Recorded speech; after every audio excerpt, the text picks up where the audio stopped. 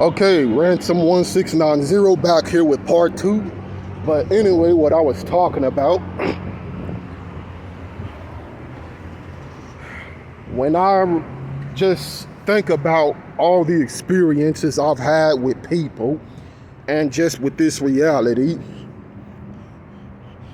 there is hardly any one time that I can remember where I have had a genuinely good time that didn't exist outside of any kind of cope. Period.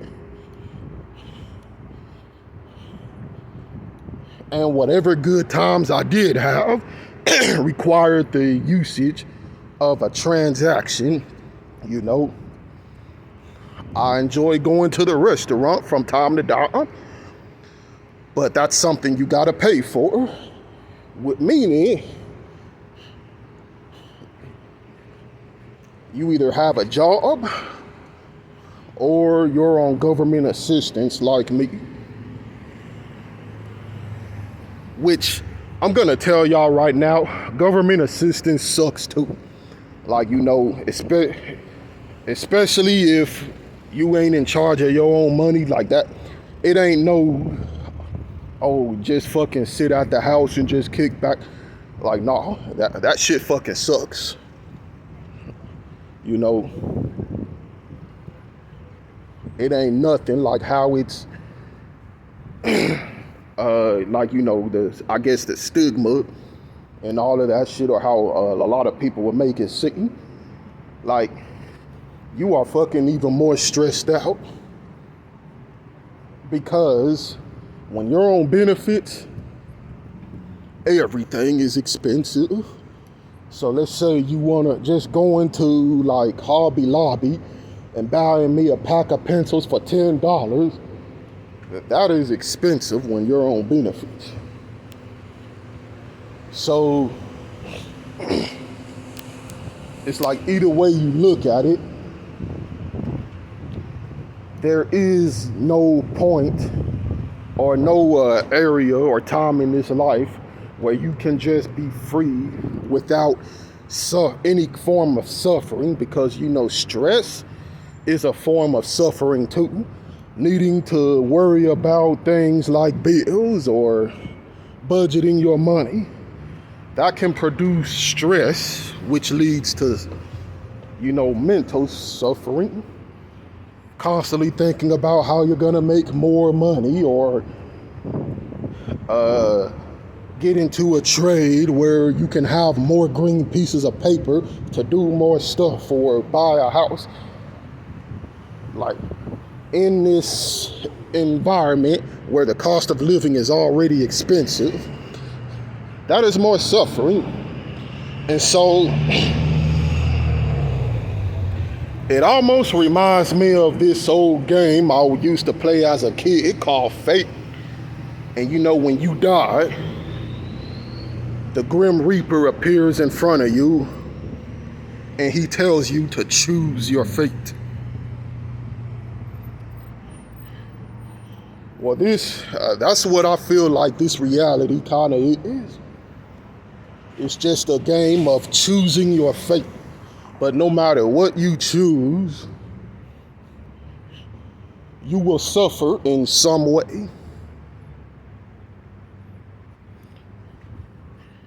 If you choose the option of going to work or pursuing higher education, then you have to deal with the stress of working every day, of having to take crap from a shitty boss, of potentially going into debt for a degree that you still may not be able to get a job for. Hold up. If you, let's say, I'm not gonna say fortunate, because there's nothing fortunate about being born with any kind of disability, but let's say if you have a disability and you are able to go on benefits, then you have to worry about the lack of money, how you're gonna afford things still. And if you have a payee representative, You have to worry about them taking advantage of you for their own monetary gain. Like my mom, for instance, I talk about her a lot, how she controls the money. That's no better of a situation to be in. So it's like no matter what, this life is gonna make you suffer some way, somehow.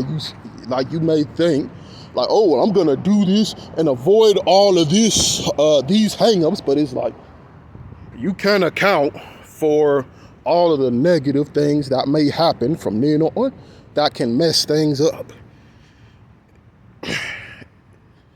It's like this reality has a mind of its own, like it's saying, oh, you think you gonna get out of this? Oh, I'm gonna show you. You know? And that's what this reality feels like. To me, it feels like it's just tailored for your suffering. And so I can no longer be inspired by this reality. There is nothing here, I don't feel, for me to be inspired by, which goes back to the whole art thing.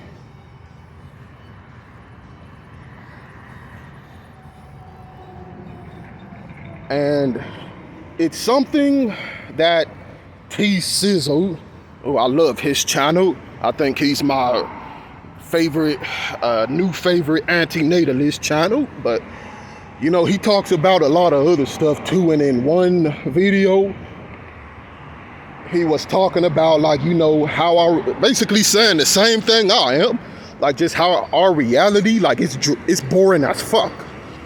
Like, let's say if you was to go into a TV show or some kind of anime, it'd be a lot more interesting because it's actually a purpose behind it. It's a story behind it. You know? And that's the same way I feel about the type of artist that I've started becoming inspired from. It's always something unique going on. And it's nothing like this reality right here. It's,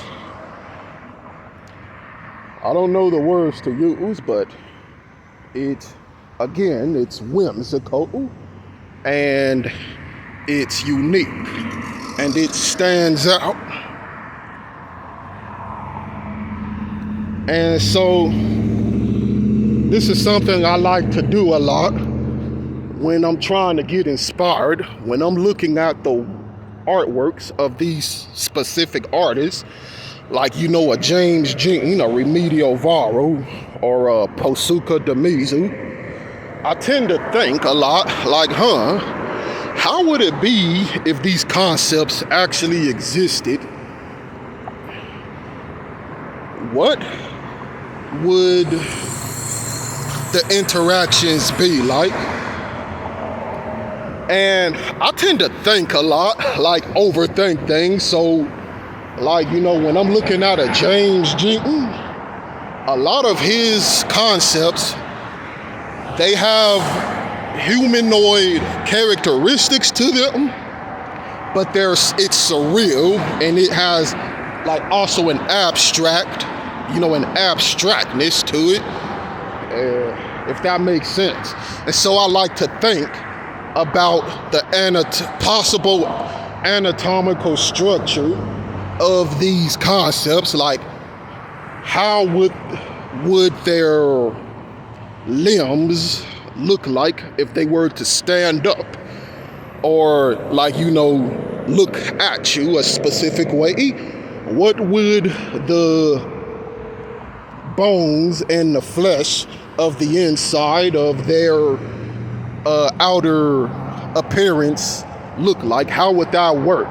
How would that look compared to a normal man? I mean, like, it sounds weird, but I mean, I actually think about this type of stuff. I think about the shape of the face and how that would actually, you know, work as a you know, what,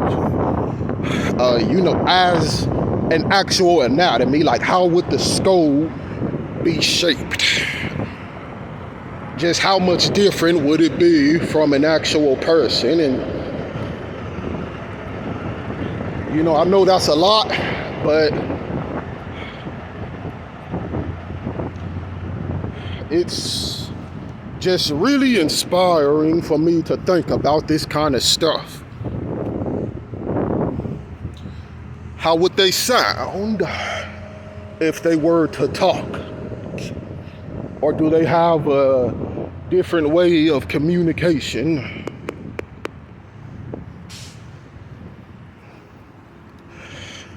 And I think about that a lot when I'm trying to get inspired.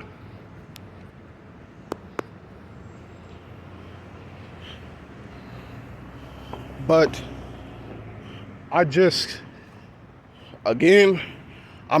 you could say it's a form of cope, but it's also helping me on my artistic journey as well to try to develop my own style. But yeah, I guess you can say it functions as a cope too. Because it is something that I cannot get from this reality right here. I have been alive as of today for 31 years.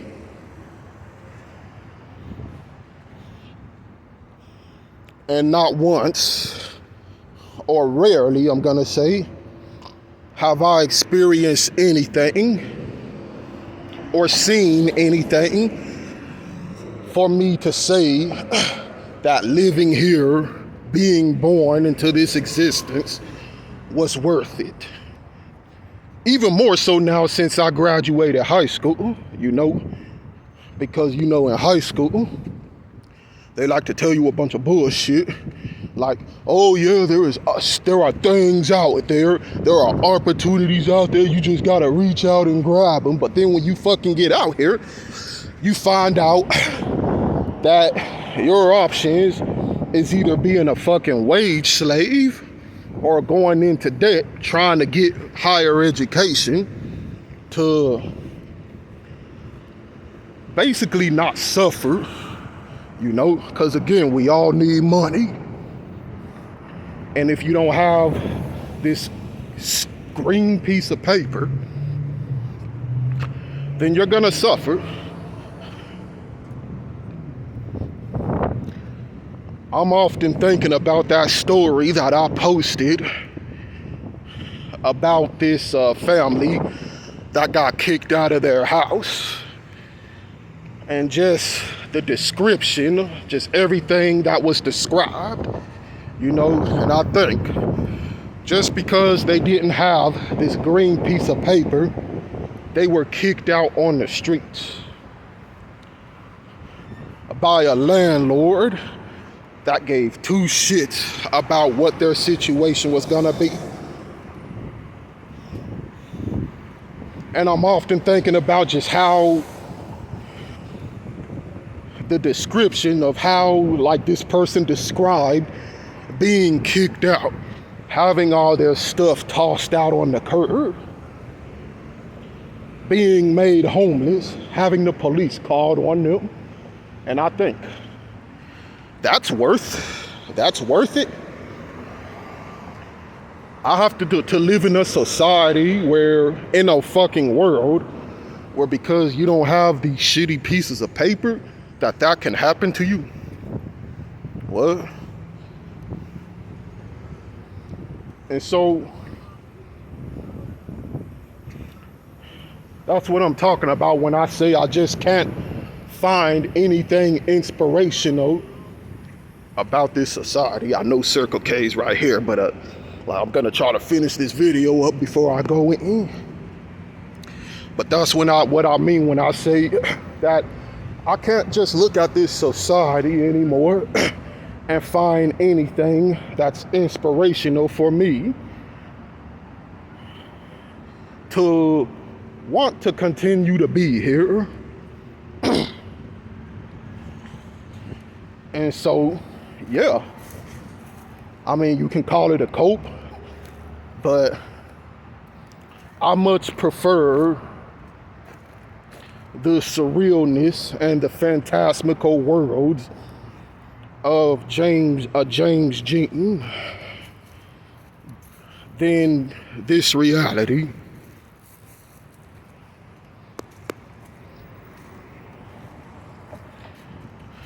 And not to say that I'm delusional, because, you know, that's another thing. That's something else entirely. You don't want to be delusional. But I'm saying, what I mean to say is these concepts inspire me in a way that this society cannot.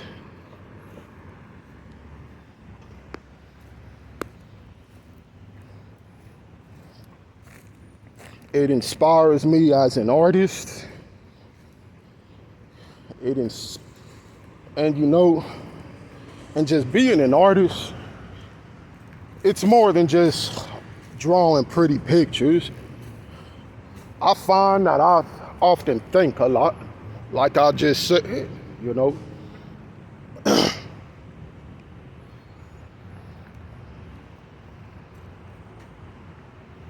And so I also think about something my sister told me, that, well, the grass isn't always greener on the other side. I'm like, no, it isn't. But then maybe it is. You don't know. But it's something that you can never truly know because of the fact that the things that I've just mentioned, the concepts that I mentioned, does not exist in this reality. It does not exist. So you can never know. But then that is the fun of it too, the mystery of it, the possibilities, the story, potential story behind it, the uniqueness and the the uniqueness of a James Jean piece or a Remedial Varo. And you know, that's what keeps me going to pursue my journey as an artist and as a man, because I still have to live in this reality and make it work some way without offing myself. And so at the end of the day, it is what it is. And you know, I don't know if what I said really made any sense or not, but hopefully it resonates with y'all. But yeah, I think that's all I have to say. And so I'm gonna go into this Circle K, get me a soda, and I'm probably gonna catch a ride back to the house. You know, I might just call my mom or something, but yeah, that's it. Hopefully y'all enjoyed the video, and I'll be back to y'all with another one.